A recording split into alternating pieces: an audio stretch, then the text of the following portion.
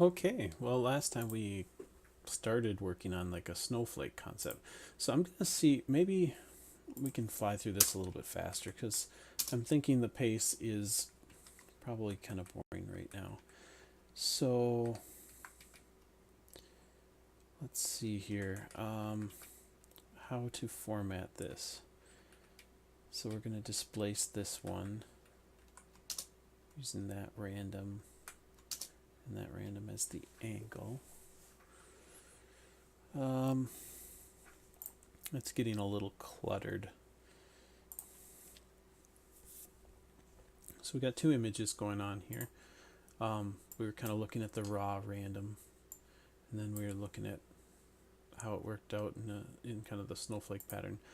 But I think what we want to do is actually get a little bit, like break out this random stuff a little bit more, just so that we can kind of get a better feel for how this is working. So I'm gonna copy this line and let's put it up here. Let's call this random one, and let's make sure we have a variable called random one.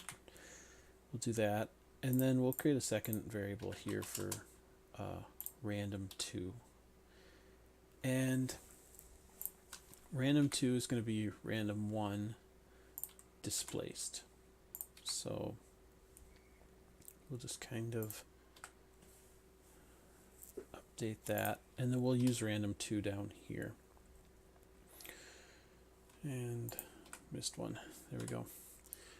And so we'll run that, and that way we can kind of generate these out. And so here's let's see, here's random 1, and then after we do the displacement we get random 2. So it's kind of interesting to see how much more interesting it gets with the displacement. Yeah, this is helping to kind of understand what's going on, just kind of break this out. The use of random 1 in the displacement, I guess it kind of makes sense, but I think I'm a little more interested in simplifying the mask but keeping the details. So like this snowflake has detail, but I actually would probably want the mask to be simpler. I don't want to cut out all those portions. I just want to use those more as maybe detail in the color space or something. So let's see if we can reuse some of this. Like let's say we used random 1 here instead, and we did the reflection. Let's try to get an idea of what that's going to do for us.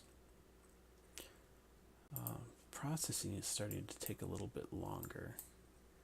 Now our mask is simpler. Not sure that it really lines up with the image we were getting from the other one, but that kind of helps. It helps to have a simpler mask. I think what we need to do is adjust the fall off of that, because if we want it to be a mask, let's just try boosting up, like kind of multiplying it. Yeah, let's just, I don't know, let's see what that does. And actually, you know what? We could save a little time here. Since if we're not adjusting some of these, we don't have to keep generating the image every time. Okay, so here's what we ended up with. Ooh, that kind of works. Might want to scale it out a little bit bigger, but that's kind of a cool mask. But we don't have to keep writing these. Like if we're not modifying these, let's just comment that out right now, because basically if they aren't ever generated into an image, it doesn't process that code.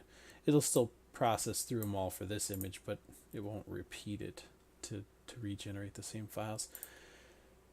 Okay, I'm going to bump this up a little higher, maybe 6, because it seemed kind of small. I think that'll make it a bit bigger.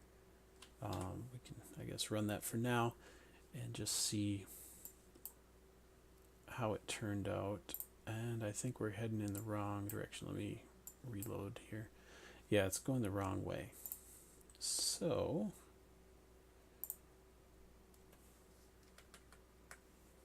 what if we did 0.5? Oh yeah, because it's the distance. When I ramp up the distance, it falls off faster. So if I reload that now, here's what we got for a mask.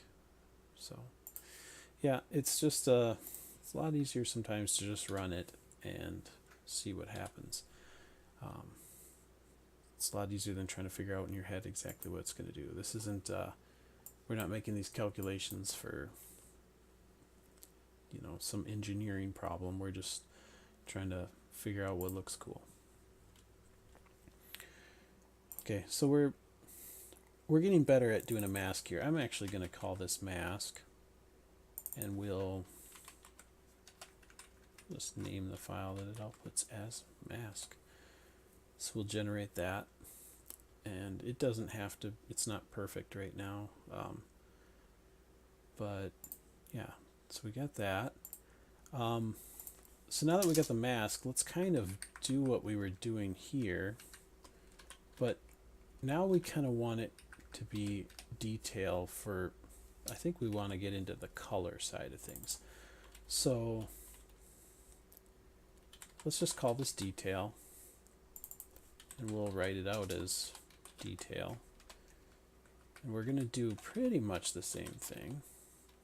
But remember, we were using a more interesting random pattern. Random 2 was kind of random 1, but better with all the displacement and stuff. So let's just see. We got the mask already. Let's just see what we get running that out and see if that starts to look interesting.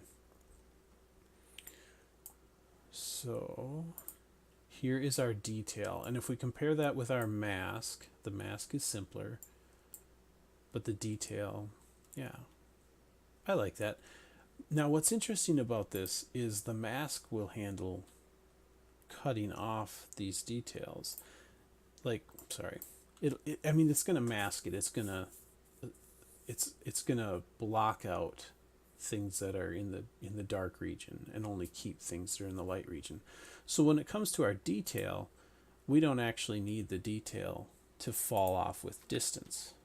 So let's actually just simplify the detail. Oops, I need to make sure I still have a semicolon here.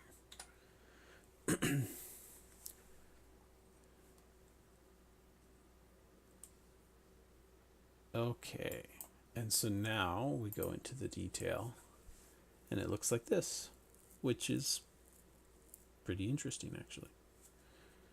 So that, and then if we, okay, we can apply a mask, I believe. So let's just go ahead and do that.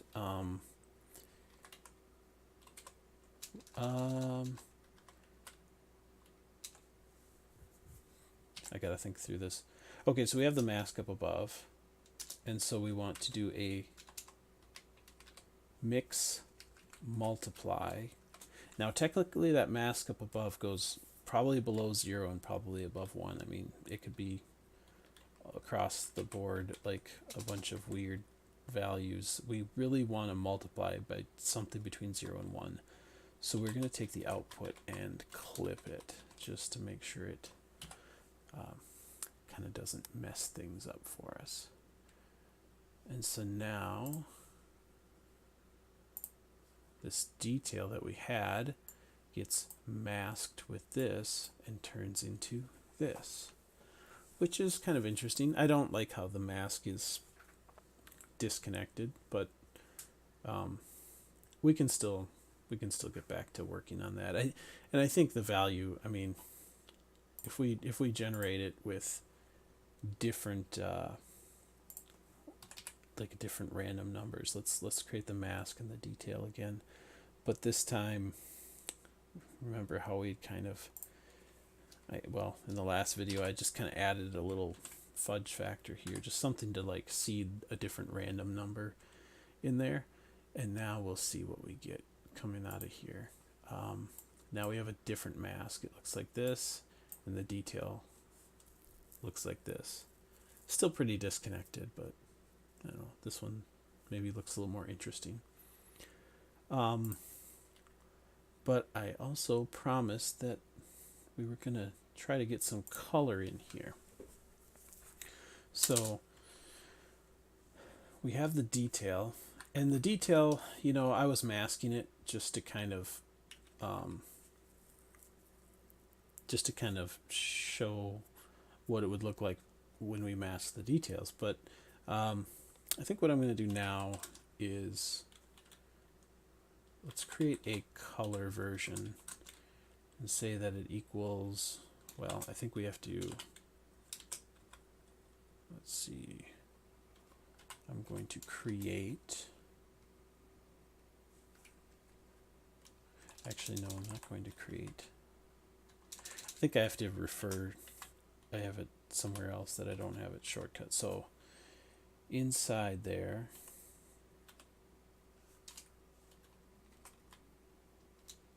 I don't know my way around my own library at all. It's kind of funny how that works. You write it, but you forget it. Oh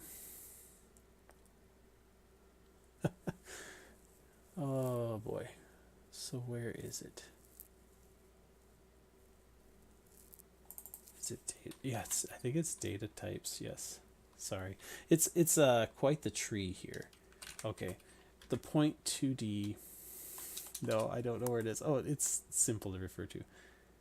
Oh, it's under the extension root function. Okay.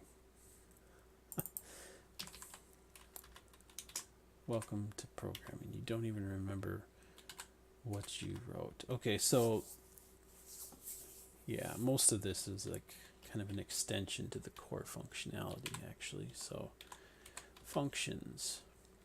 I would like to create a function that creates a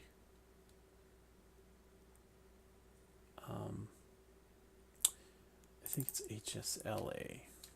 That's a little more interesting. From a point 2D. This is long, but we're going to create that, and it wants a hue function, a saturation function, and a lightness function. Well, the hue, so we have to add 3 things here. And I have shortcuts to the common ones. So let's just add 1. And for the hue, and let's add 1 for the saturation. And you know what? Let's just, well, no, this is where we can put our detail. So okay, it doesn't like that. What did I do? Oh, I think I know what it is. So the way this works is it actually wants a function, not the wrapper for the function. It's kind of how this Fluent interface works. And so we get the color, and I think we have to take the color, we'll center it, but then let's do, I think, yeah, we have to do 2 RGBA, because RGBA, or that red, green, blue, is how we're going to save it. So we're not going to save an HSL, hue, saturation, lightness.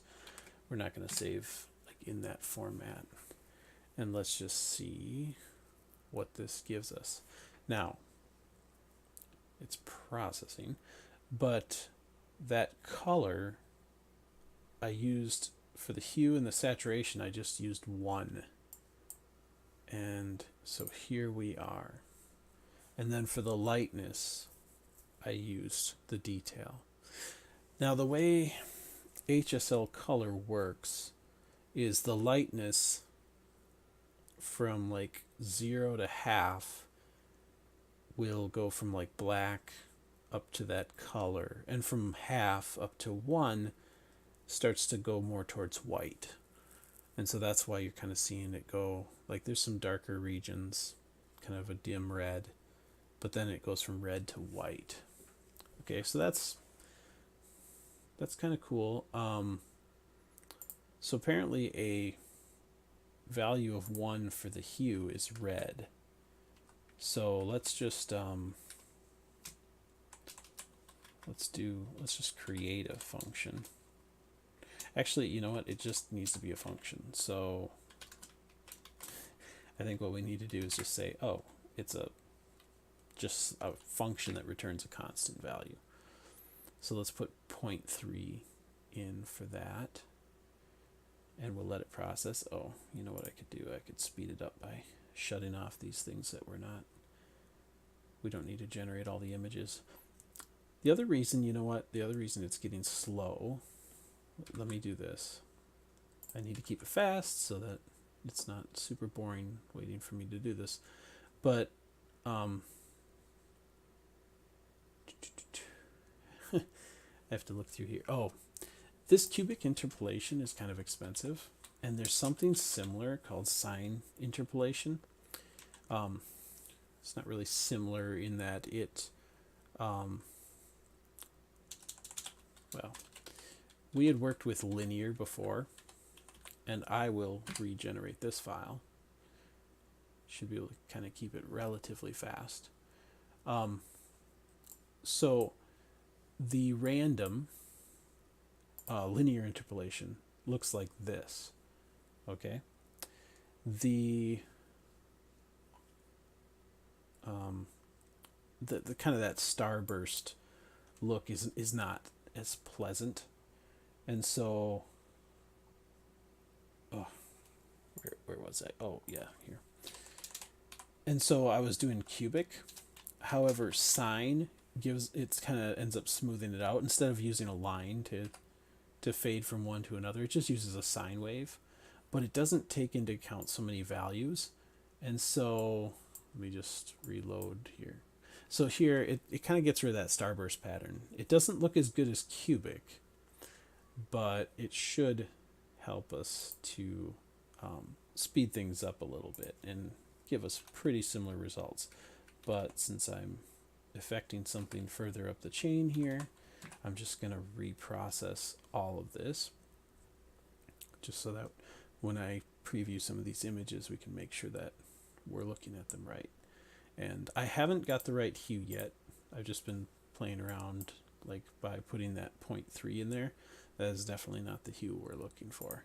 So I'm going to go back here and let's comment everything out in the pipeline up here just so we can kind of keep things fast. And you know, this code it does what it's supposed to do, but it's not optimized for performance at all. I mean, there's a lot of pixels to calculate, and so this is just one way to kind of speed things up. So 0.3, I think what we want, let's try 0.45 because green is kind of in the ballpark. And so let's go back over here. We'll reload the image. Still kind of green, not blue enough. So I think what we're going to want to do is actually want to do like 0.55. Yeah, generate that out. See what we get. And I just have to kind of like load one and load the other again to get paint to refresh. Okay, so now it's kind of blue. And it might not have to be that blue. You know what we could do for the saturation? We could just say, you know, it's not that blue. Saturation of 1 means as strong of a color as possible. We could say that the saturation is 0.5.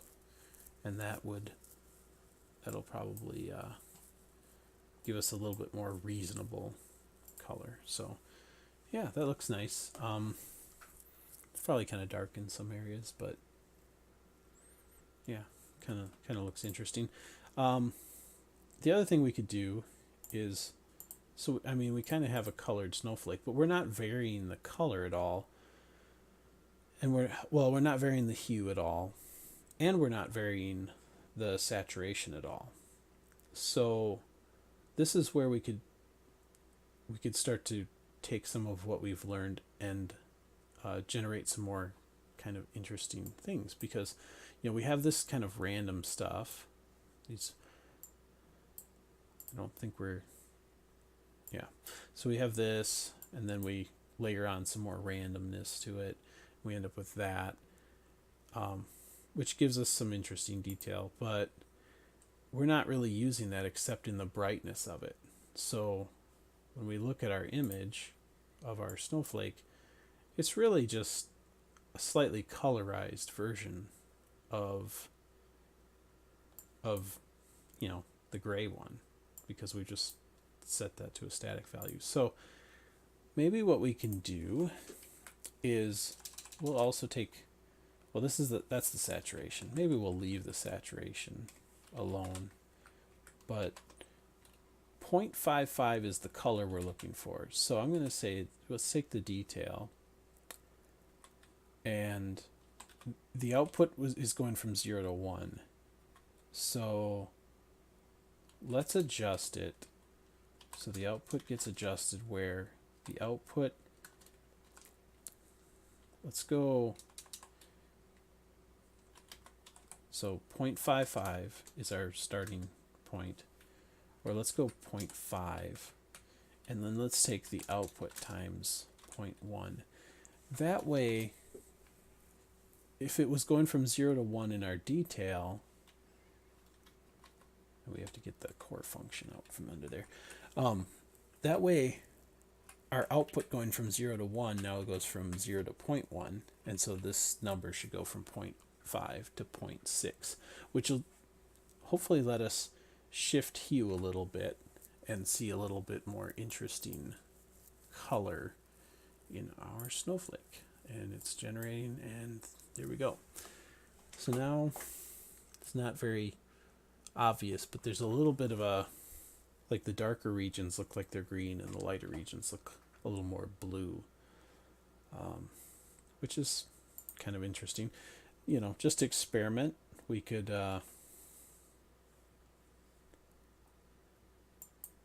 let's see, just to experiment, I guess we could let's just remove this real quick. Yeah, let's, instead of making it a tenth, let's let the colors vary widely. So let's load it up. And here is with the hue unrestricted. But remember, the hue is tied to the brightness because it's using the same calculation. So it's still kind of an interesting effect. But since they're related, it's not as interesting of an effect as it might be. Actually, I'll leave that right now.